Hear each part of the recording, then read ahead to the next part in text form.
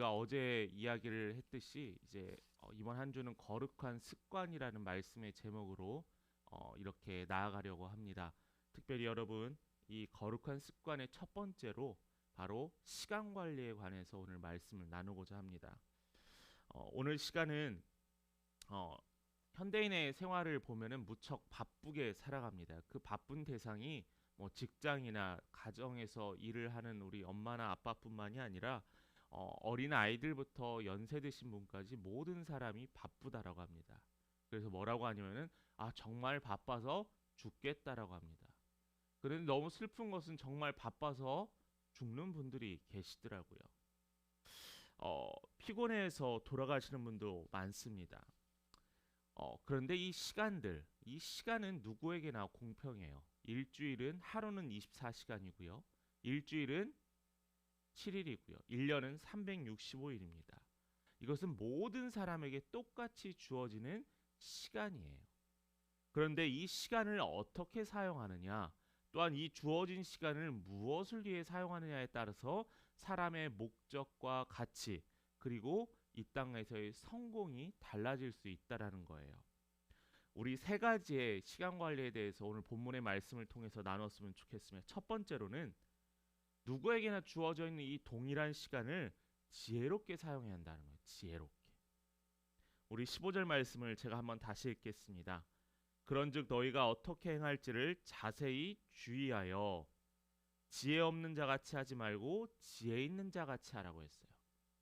바울이 에베소 교회 성도들을 향해서 말했던 것은 이 주어진 시간을 지혜롭게 사용하라고 이야기했습니다.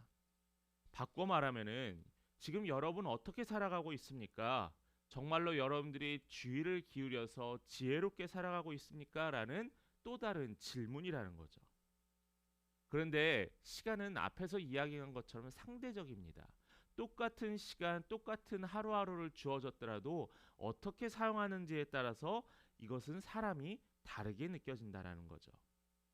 예를 들면은 수업을 듣는 학생과 또한 수업을 하는 선생님의 시간과 공간은 같은 장소에 있지만은 분명히 다르게 느껴집니다. 뿐만 아니라 사랑하는 사람과의 시간도 마찬가지예요. 사랑하는 사람과 같이 시간을 보내면 그 시간이 너무나 빠르게 지나갑니다. 그런데 반면에 내가 불편해하고 좋아하지 않는 사람과 어려운 사람과 있게 되면은 그 시간이 한도 끝도 없이 길게만 느껴진다라는 거죠. 천년이 하루 같고 하루가 천년이 차이 나는 것 같은 이 차이. 그런데 하나님과 우리 사이의 시간에서도 이러한 차이가 있다라는 거예요. 그래서 하나님께서는 이 주어진 시간을 지혜롭게 사용하라고 우리에게 권면하고 있는 겁니다. 한 예를 또 하나 들어볼까요? 시간을 지혜롭게 사용하는, 우리가 주어져 있는 이 시간을 지혜롭게 사용하는 방법이 있습니다. 출퇴근 시간을 활용하는 방법입니다. 제가 예전에 유학생 시절에 2시간 거리를 가야만 하는 수업의 날이 있었습니다. 근데 출근 시간에 수업에 맞춰서 갔더니 제 시간이 무려 2시간이 아니라 4시간이 걸리게 되더라고요. 그래서 결국에는 새벽 5시에 출발해서 수업이 마치는 저녁 10시 넘어서 출발하게 됐습니다.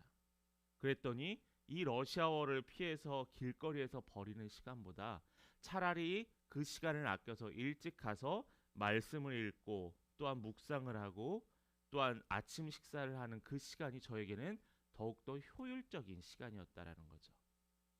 우리 각자에게는 주어져 있는 시간과 생활의 패턴이 있을 겁니다. 이 시간과 이 패턴을 어떻게 지혜롭게 사용해야 될지 우리는 분명히 지혜를 하나님께 구해야 한다는 거예요.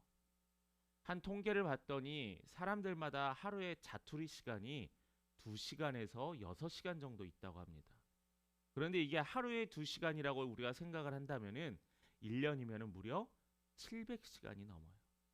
그렇다면 이 시간을, 이 자투리 시간을 어떻게 활용하느냐에 따라서 우리는 마지막 뒤의 결과가 어떠한 결과를 이끄는지 분명히 우리는 차이를 알 수 있을 겁니다. 두 번째로는 16절에 나와 있는 세월을 아끼라라고 했습니다.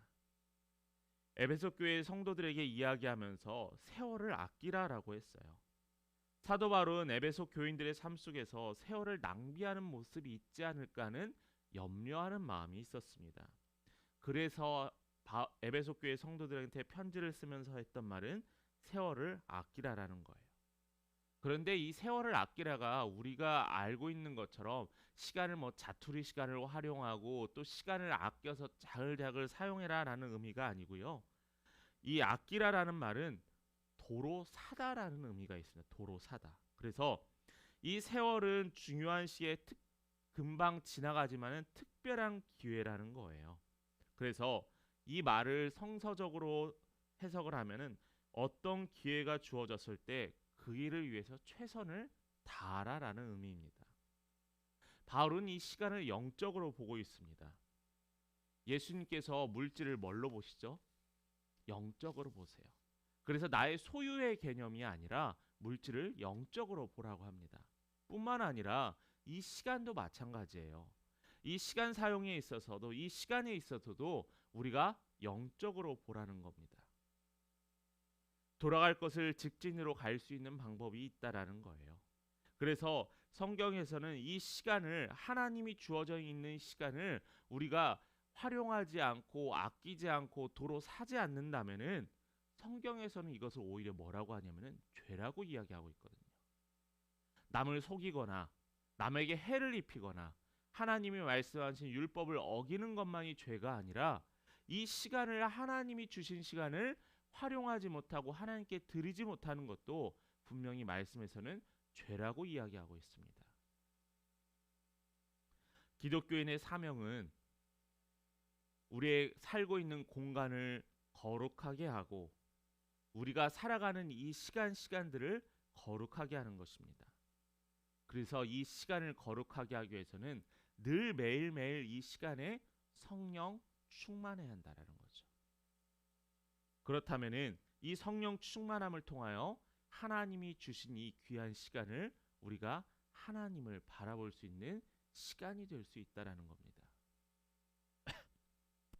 마지막 세 번째는 주의 뜻이 무엇인지를 알아서 안다면은 세월을 아낄 수 있다라는 거예요. 17절의 말씀에 보면은 어리석은 자가 되지 말라라고 하였습니다. 그리고 오직 제발 주의 뜻이 무엇인지 이해하라는 거예요. 돌고 돌아 도착하는 것은 시간을 허비하는 겁니다. 좀 전에도 이야기했듯이 시간의 밀도가 중요해요. 그러니까 시간의 질이 중요하다는 겁니다. 에베소 교회 성도들 중에서 누가 굳이 내가 이 시간을 낭비하겠어 라고 하는 사람이 있었을까요? 우리가 지금 살아가는 우리 성도님들의 삶 속에서도 나에게 주어져 있는 이 시간 내가 그냥 대충 보내고 허비해야겠다라고 생각하는 사람이 있을까요? 그렇지 않습니다. 그런 자들이 있다면 그런 자들에 대해서 뭐라고 하냐면 악하다라고 16절의 말씀에서 이야기하고 있거든요. 그래서 하나님께서 우리에게 주어져 있는 이 시간을 어떻게 사용해야 되느냐? 15절의 말씀에 보면은 주의하여라는 단어가 있습니다. 주의하여.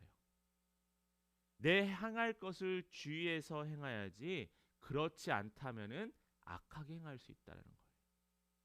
주어져 있는 시간이 성령 충만하여 이 시간에 집중하고 최선을 다하지 않는다라면은 이것이 우리에게 죄가 된다는 겁니다. 그래서 우리에게 바라는 삶의 결단이 뭐냐면은 우리가 보내고 우리가 사용하는 이 시간이 주의 뜻인지 아닌지를 분별하라고 분명히 이야기하고 있어요.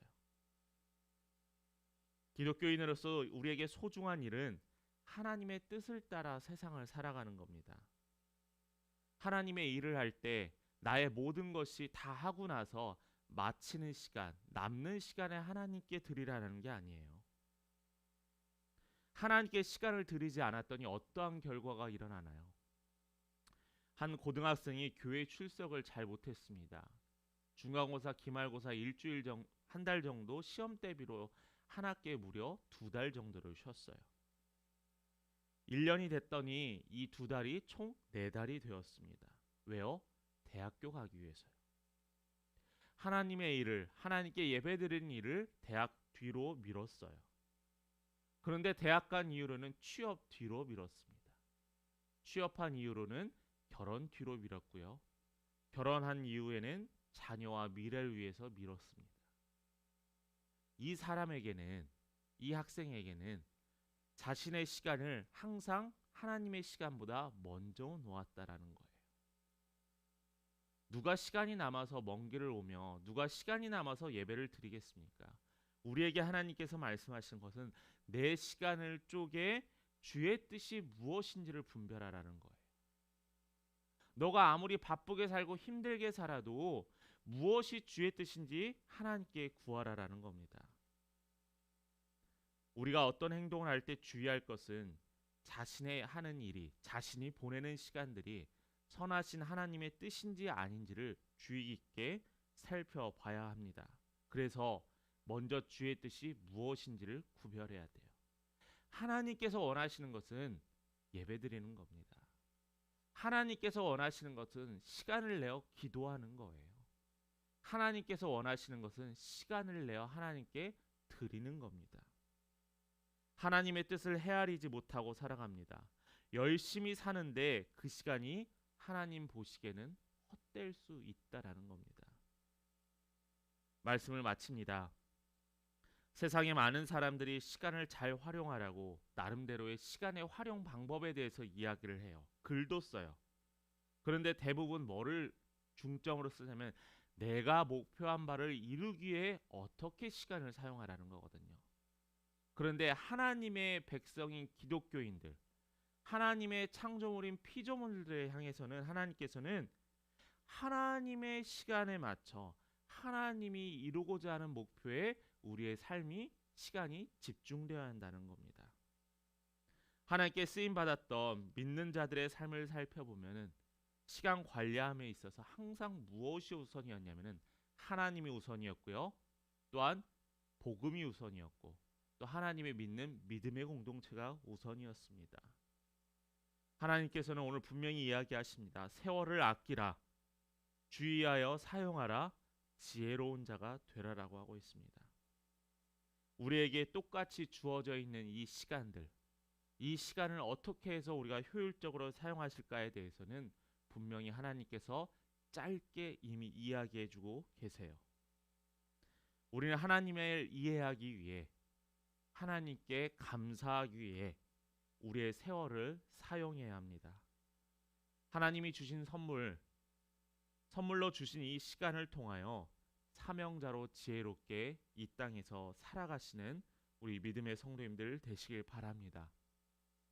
주어진 시간을 의미 있고 온전히 누리기 위해 하나님의 충성스러운 청지기로 2022년을 살아가는 귀한 믿음의 성도 되기를 간절히 축원합니다.